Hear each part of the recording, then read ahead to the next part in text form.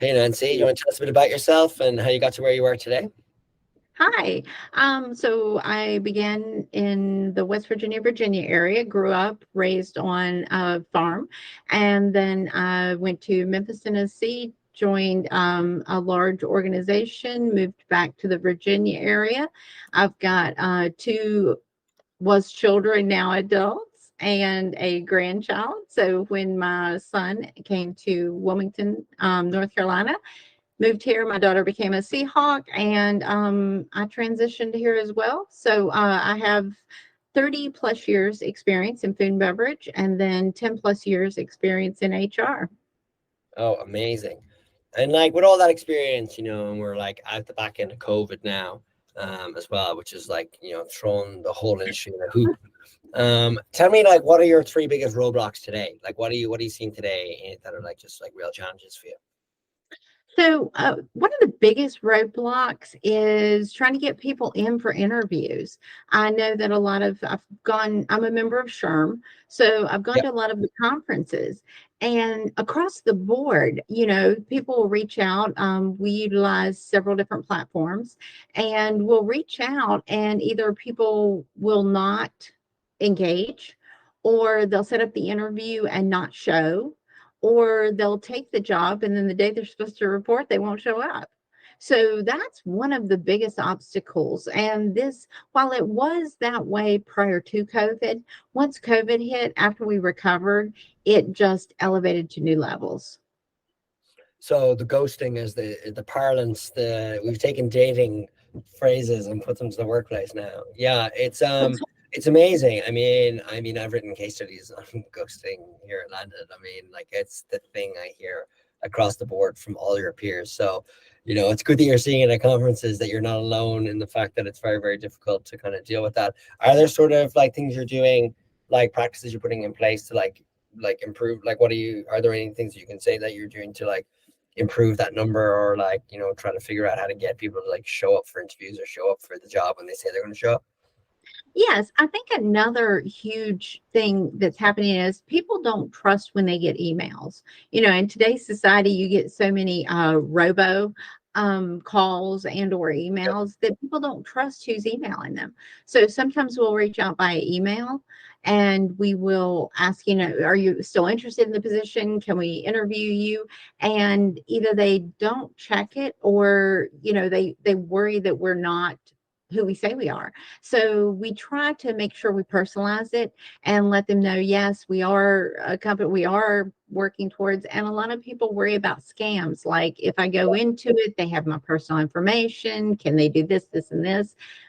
Today's society, and as I've progressed in my career, today's society is very guarded. And that's one of the things you have to overcome. You have to put your best foot forward and show people that, yes, we are serious.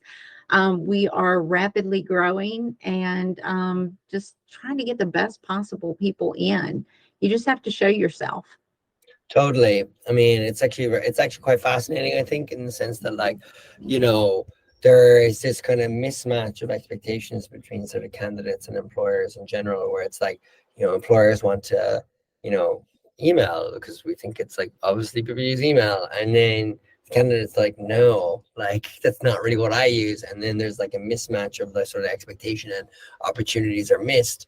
It's funny because I hear this all the time, and I mean, obviously, that we offer a product that is like texting and all that kind of stuff. I'm gonna cough. Um, but sorry, just coughing there. It's like, it builds up in your chest.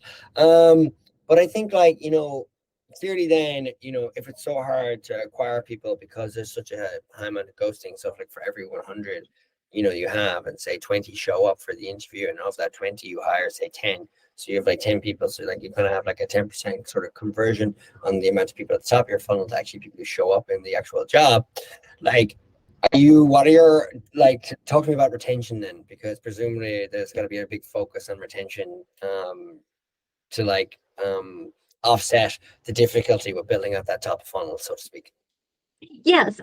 So here recently, I created a culture. committee, Yep. and we are trying to tune into what our employees need. How do you want to engage? What we want to do is we are huge on not only retaining but promoting our employees. So we are putting into place steps to where a like reality is you spend more time normally at work than you do at home. That's just the way things are. So what we try to do is make it more comfortable, make it more of a place to where you have a safe, secure environment and that you don't dread going to work every day. Because who wants to Yeah. do that? And the other thing is we want to build a platform to where you can progress. If you start out, and I'm just using our examples, if you start out as a barista with us, we want to see you get clear to GM. So what can we do to enhance this? What can we do to embrace this? How can we empower you? I think that's one of the biggest things is create an atmosphere where people can not only feel like they're in a safe environment and want to come to work, but also Yeah. grow where you're at. How does it, it's interesting because you're in a very interesting business as well, because obviously, like, you're in airports as well. Mhm. So does the fact that you're in an airport put in an additional liability on the way you hire people? Because isn't there something about like TSA approval or something to like even get people to like work, to even get them approved so you can hire somebody, but then they might need to go through a sort of like background check, like a more longer sort of background checks or anything like that? Or, Yes. yeah, So it's TSA is the same thing you would go through. You have to go through it so that because of airport security, yeah, 9/11 did that. yeah, And so it's not a huge process, but it is a process. And yeah. we have to make sure that we have a secure atmosphere and things like that for our employees. So that might, Oh no, I mean not necessarily obviously the TSA. I mean, for somebody to get a security clearance to even work in an airport. So Mhm. presumably that's like an additional burden of time that like you're competing with, say, people who are going to say work in, I'm trying to think of a North Carolina brand here off the top of my head. Okay, like someone who Like, is located in an airport. yeah, so like for example, like say if it takes 3 weeks to get cleared to to get a clearance to work in an airport, additionally on top of when you say here's the job, now you like we have to put you through. Is there any process like that to like work in the airport for them that like would be an additional step for them before they're even able to work? So normally that process takes a few days. Okay, sorry. Okay. Yeah, it's not a huge process, and it usually goes hand in hand with our onboarding. Yeah, The company that we utilize, we do paperless onboarding.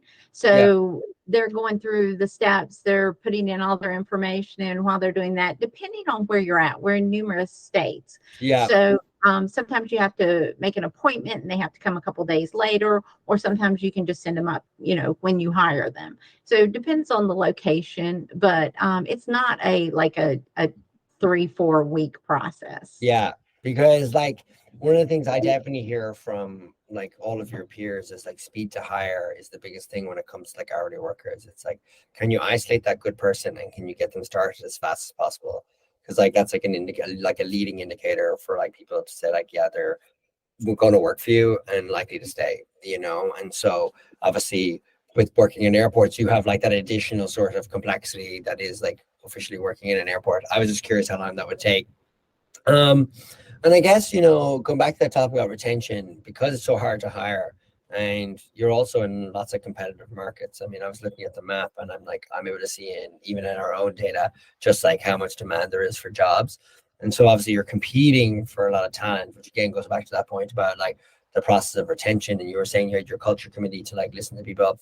Like, how do you view like retention in general across like sort of like all of your different locations? And like, would you say that like how do you like interpret like the performance of it? Like, is it hard to retain staff like in like sort of like airport roles like that, or like how do you think about that?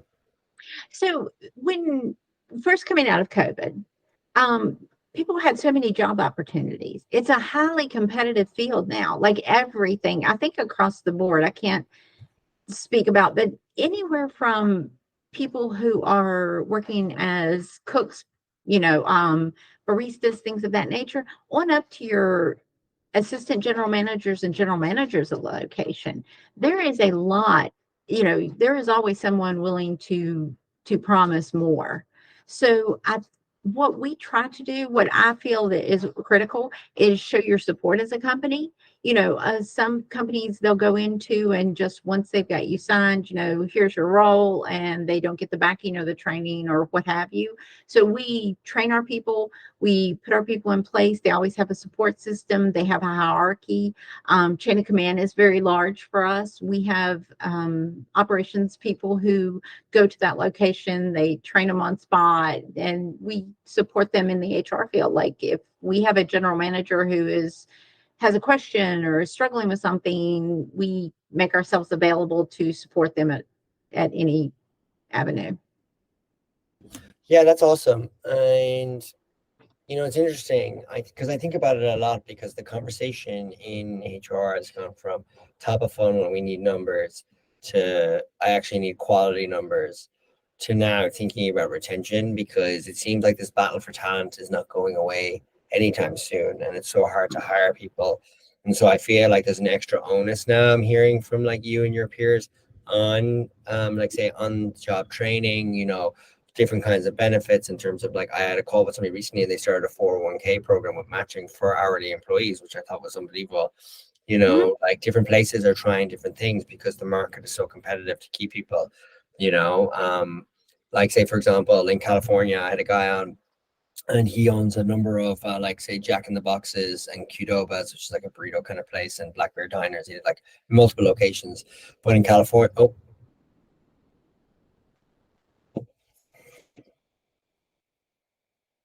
um, you're back.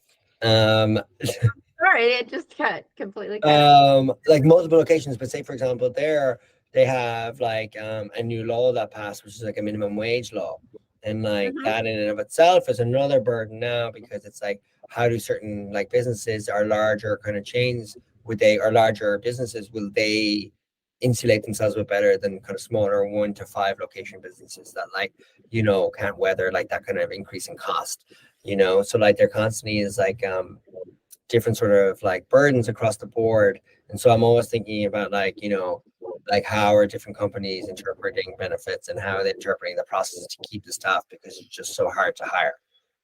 Well, that is very an intense issue right now because whereas when I started out in food beverage bartending, at very young age, and you didn't think of half the things you do now. You didn't have half the opportunities you have now. We as HR and a company have to focus in on, as I said, support and training, but also benefits. What about the medical, dental, vision? I was never offered that as a Yeah. bartender. Um, just all of this hand in hand. As I stated, there's always someone around the corner who's willing to pay more, give better benefits. The challenge is keeping up. One of the challenges is keeping up with pay scales, minimum wage. There are a lot of different laws in different states that we have to Yeah. comply to. Yeah, no, exactly. And I mean, you're in multiple different states as well with very complex sort of like regulatory sort of Yes. issues, or what challenges I should say rather. Yeah, so I mean it's quite interesting. I mean, like for you then, a question for you is like, which is sort of the bigger challenge or the bigger opportunity for you, say here in January for the next 6 months? Is it like solving that top of funnel hiring, or is it like, solving sort of like retention, so to speak? Really, they go hand in hand. Because okay, the challenges I gave you before. Another challenge I'd like to back up and talk about is when you call someone. It used to be people were waiting by their phone, and as soon as the phone rang, they're picking it up because they've been waiting for the call. Well, right now, people are putting in applications like 50 and 60 on a platform, and they don't even remember the name of the companies that they apply for. So, one of the first things Yeah. I get when I call is I'll introduce myself. I'll say, hi, this is Nancy Rose. I'm Vice President of Human Resource. I just want to call you about the your application. Well, which one? Well, where at? Well, I don't remember. Yeah. And then my next question will be, well, do you know a little bit about our company? Nope, just threw my application in. Wonderful. So then you stem from there. So once you talk about it and you get them in and everything, yes, that is a challenge getting them in to do, you mentioned numbers. I may have 50 applicants for a position. Yep. Out of that 50, I may hear back from 20. Yeah. Out of that 20, I may have 5 to 8 show up for a face-to-face interview. It dwindles down to in the single digits that actually get onboarded. Yeah. So, and this is different in all locations. Different states are different ways. So as we get them in, that's a huge challenge. But it's just as critical to do the benefits and the retention as it is trying to get them in the door now. It's a very rigorous program. Yeah, it's interesting because there's so many facets to it. I mean, like obviously, like speed to reply, speed to scheduling, speed to interview is like one thing, Mhm. but then it's like speed to onboarding is like the next thing, because like the market is so competitive. Like, I mean, if you're dealing with people who just want to work in, say, quick service, for example, like, I mean, the opportunities for them are so endless. Do you know what I mean? Like, as in, there's Right. somebody willing to make that offer to that person right now. And part of me always thinks that, like, and one of the things I'm hearing very anecdotally, and I'm sure we have data for it, is that, like, people care about, like, the salary they're getting or the rate on the money they're getting. And I don't Yeah. think that's necessarily true. I think like a lot of people, like, competing for an extra dollar and a dollar hourly rate is not the same as like being able to get somebody in the door and get them started as fast as possible and explaining the sort of like evolutionary benefits of the role that they have.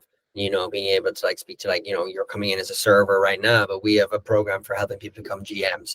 You're coming in as a cashier. We have a program to, like, get people stood up to be managers in multiple of our locations. We have these sorts of benefits.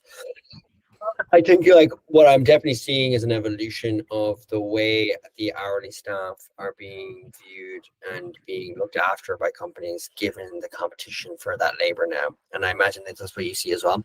It's definitely what you see as well, I'm Yes. hearing. And I see 50-50. You have people who do want to grow in the company. Do look out to want to become, what we have next step will be shift lead. We have, AGM, GM, things of that nature. There are people who want to progress. And then there are some people who are very visual on, well, yes, you pay me this, but I can go down the street and I don't have to park and walk into the airport and I can make this. So, it's 50-50 as to whether they're interested in the retention or whether they're just interested in how much they make an hour. Yeah, no, totally. And I mean, it's certainly a challenge that, like, you're not alone in facing, and it's amazing that you Mhm. mentioned, how do you pronounce it? You pronounce the acronym SHRIM. How did you pronounce? I never knew that that's how people called it. How did you pronounce it again? Remember you I'm mentioned the sorry. industry. You said you were a member of the industry body at the beginning. Did you say it was like shroom, like a Oh, HR sure. shroom? Society of, Yeah, I never realized that that's how people called it, and I was like, oh, shroom. yes, I'm actually a member of the National SHRM, so the Society of Human Resource Management. I'm a member of the North Carolina Society of Human Resource Management, and sub is the Lower Cape Fear, which is isolated to my specific location. So, and it's a huge resource. And when you talk about feeling alone about things, until I went to a couple conferences, I literally felt like I was in the middle of the island. Nobody wanted to work for us. It was a horrible experience, And so then I went to one and I started networking and talking to other HR professionals. And they were like, we are dealing with the exact same thing. And so we kind of Amazing. compared and contrast on, hey, what are your people thinking? What makes your people happy? What do they want to see in their company? And another thing, like we were talking about engagements, one of the most it doesn't it's by no means light, but as I stated, just making it a friendly, all-inclusive environment where someone feels validated and also feels comfortable not only within their role but who they are. Do you embrace a person? Do you let them their personalities and things shine. That's very critical in today's society. Totally. You know what I should send you? I've had some like amazing guests on the podcast, like yourself, that have spoken to very similar things like that. Like I had the head of leadership training at Chick-fil-A on the podcast, and she was phenomenal, talking about how they isolate like the people they want to like run a Chick-fil-A and how do they identify that kind of talent. And I've had like head of HR at Big B Coffee, which is one of the biggest coffee chains in the Midwest.